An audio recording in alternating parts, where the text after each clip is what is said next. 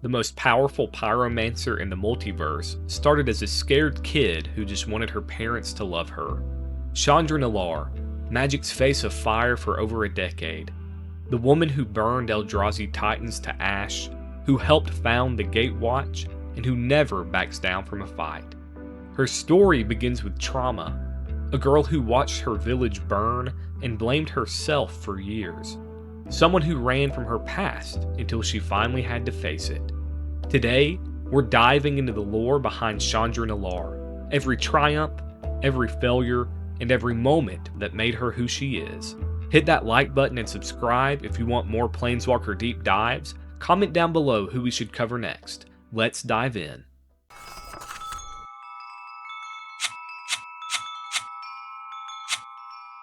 For years, Chandra told people the same story about her childhood. She had strict parents, 2 sisters she hated, an older brother she adored who died in a war, and she had fire magic. Natural, powerful, dangerous fire magic that came to her as easily as breathing. But on Kaladesh, fire magic was illegal, banned by the consulate, so her parents tried everything to cure her of her powers. When nothing worked, they fled Gatewatch when she was 11, settling in a small village to avoid attention. One day, trying to scare her parents into accepting her, Chandra set off a massive blast of fire that caught several village huts ablaze. Then she ran into the mountains.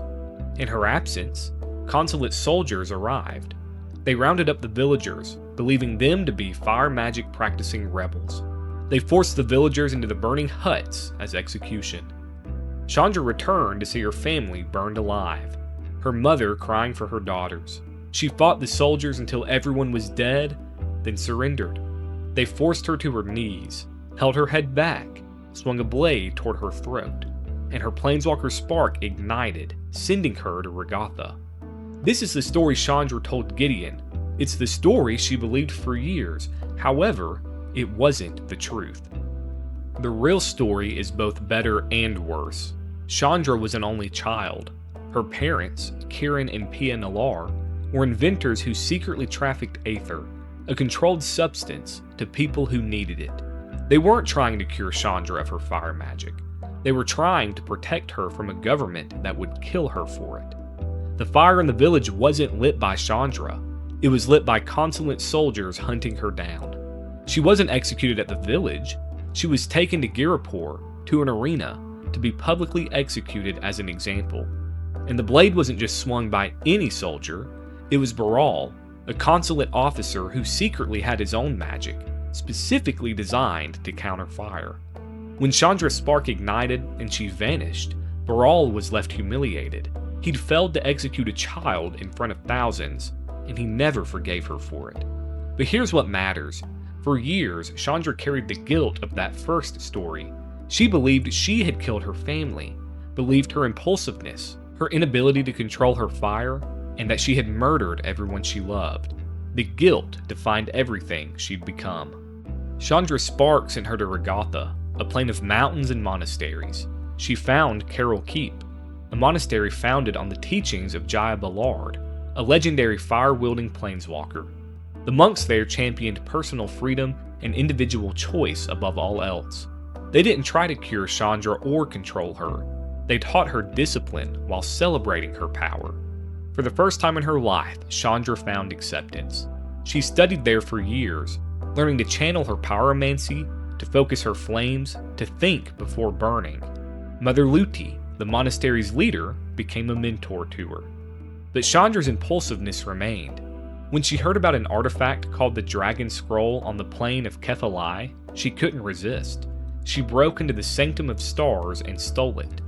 She was pursued by guards and barely escaped, but the theft drew attention, specifically from the Infinite Consortium, who hired a young mind mage named Jace Bellerin to track her down and erase the memories of anyone who'd read the scroll. Jace found her on Regatha. They fought. Jace won, erasing her memory of the scroll's contents and leaving. But Chandra had already given the scroll to Carol Keep's scribes, who had made copies. Jace's mission was incomplete, though he didn't know it yet. This was their first meeting, but it would not be their last. Then Regatha's politics reached Carol Keep. The Order of Heliod, a religious organization, began enforcing their rule across the plane. Fire magic was punishable by death in the cities. Creature summoning was illegal. They were moving toward the mountains, toward Carol Keep itself. Chandra accidentally set fire to a forest while fighting a specter. She angered local offices who put a price on her head. The Order used this as justification to demand her capture. Mother Ludi sent Chandra away, told her to retrieve the dragon scroll from Kethalai, that its true meaning might not be in the words, but in some physical property of the scroll itself. Chandra returned to Kethalai. Her attempt to retake the scroll failed catastrophically. She destroyed the entire Sanctum of Stars, killing everyone inside. During her flight, she encountered Gideon Jura. He seemed to want to help her. Then he turned her over to Kethalai's soldiers. She was tortured, but she escaped. She blindly planeswalked to Derridin, a plane ruled by a vampire, shrouded in eternal night, with only black mana. Gideon followed her, revealed he was working for the Order of Heliod, a multi-planar organization bringing peace, order, and law to the multiverse. Together, reluctantly, they escaped Derridin by killing its vampire prince, restoring the flow of mana to the plane. They returned to Regatha, but the Order had laid siege to Carol Keep, demanding Chandra's surrender. Rather than let her friends die for her, Chandra turned herself in. The Order didn't plan to kill her. They had something worse, the Purifying Fire, an ancient artifact that cleanses a person's soul of their sins and imperfections. Walbert, the Order's leader, planned to use it to strip Chandra of her fire magic, to make her powerless, to display her as a broken example to anyone who would defy them. To Chandra, this was far worse than dying. Gideon, conflicted, told her she might keep her power if she entered the fire with a clean soul. So Chandra confessed everything, the guilt she carried over her family's death, the destruction she'd caused, and the people she'd hurt. She stepped into the purifying fire expecting to lose everything. Instead, she emerged more powerful than ever before. Because the fire didn't see imperfection in her passion, it didn't see sin in her love of freedom. The fire recognized that Chandra's fire magic wasn't a curse, it was who she was, fundamental and unchangeable. The fire accepted her. She erupted from the artifact in an explosion that destroyed Walbert and scattered the Order. Carol Keep was saved, Regatha was free. And Chandra learned something crucial. Her power wasn't something to be ashamed of, it was something to embrace. Years passed, Chandra traveled the multiverse, getting into trouble, burning her way out of it, and living free. Then she heard about Zendikar, a plane under siege by the Eldrazi, cosmic horrors that consumed reality itself. She arrived just in time to see Ulamog and Kozilek, two Eldrazi titans, rampaging across the plane. She also met someone who would become a close ally, Nissa Ravain. Nissa was everything Chandra wasn't. Quiet where she was loud, thoughtful where she was impulsive, connected to nature where Chandra wielded raw elemental force. They complemented each other in battle. Chandra's fire and Nissa's connection to the land created a devastating combination. She also reunited with Gideon and Jace. Together, with Nissa, the four of them realized they couldn't defeat the Eldrazi alone, but together, there was a chance. They formed the Gatewatch, an oath to stand together against threats too large for any single planeswalker to face. Chandra's oath: if it means that people can live in freedom, yeah, I'll keep watch. Together, they fought the Eldrazi. Jace decided to kill the Titans rather than imprison them. Nissa anchored them to Zendikar using ley lines, and Chandra burned them. She connected with Nissa, channeling her pyromancy through Zendikar's ley lines directly into the Titans. In one brilliant blaze, Ulamog and Kozilek were incinerated. The Gatewatch's first victory, and Chandra's most powerful moment yet. Then came the moment Chandra had been avoiding for years: going home. Kaladesh needed help. The consulate had been tyrannical. Inventors were being oppressed, and Chandra learned something that shattered her. Her mother, Pia, was alive. Pia had survived. She'd spent years fighting the consulate, becoming a leader in the resistance. Chandra returned to Kaladesh with the Gatewatch. She reunited with her mother, and she confronted Beryl, the man who tried to execute her as a child. The confrontation was brutal, Beryl trapped Chandra and her friends in an airtight cell, trying to use her own fire against them by consuming the oxygen. But Chandra had grown since childhood. She was much stronger than the first time they had met. She wasn't the impulsive girl who burned without thinking anymore. She was controlled, focused, and she had the Gatewatch by her side. They escaped. They helped overthrow the consulate, and Chandra finally told her mother the truth about what happened that day in the village. Pia's response, however, changed everything. It wasn't your fault. For years, Chandra had carried guilt over deaths she had never caused. Beryl's soldiers lit the fires. The consulate murdered the villagers. Chandra was a child. She was just a victim of the circumstance. Hearing her mother say those words freed something in Chandra that she'd been carrying since her spark ignited. Let me know in the comments below. What do you think is Chandra's most defining moment? Is it this one? Is it the Purifying Fire, burning the Eldrazi, or killing the one who tried to execute her? Let me know. I'd love to see what you guys think. The Gatewatch's victory on Kaladesh made them confident. Perhaps too much so. When they learned Bolas was corrupting Amonkhet, they went to stop him. It was a trap. Bolas crushed them. One by one he defeated the Gatewatch, showing them they were children playing at heroism against a dragon who had existed for millennia. Chandra fought with everything she had. She burned with more intensity than ever before, and Bolas still swatted her aside like she was a gnat. She planeswalked away to avoid dying, as did Jace, as did Nissa.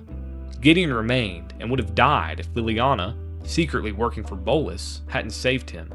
The Gatewatch was broken, and Nissa, hurt by Liliana's betrayal, left the team entirely. Chandra took this hard. She'd fought alongside Nissa. They worked well together, and watching her walk away felt like losing part of the team. It felt like losing a part of herself.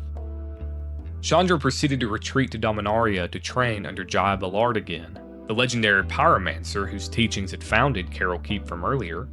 Jaya was everything Chandra aspired to be: powerful, independent, and confident. And Jaya saw something in Chandra that needed tempering.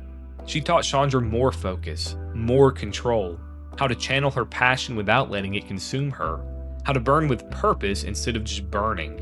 This training would prove crucial in the battles yet to come. And come they did. When Bolas invaded Ravnica, every planeswalker in the multiverse was pulled to the plane by a mystical beacon, including Chandra, including Nissa. The war was apocalyptic. Bolas commanded an army of Eternals, zombie warriors from Amonkhet, indestructible and relentless. Planeswalkers fought, and planeswalkers died. Chandra burned through waves of enemies. She fought alongside her friends, including Nissa, who had returned to help despite leaving the Gatewatch earlier. Gideon died, sacrificing himself to save everyone else. The indestructible man finally fell, and it broke something in the Gatewatch.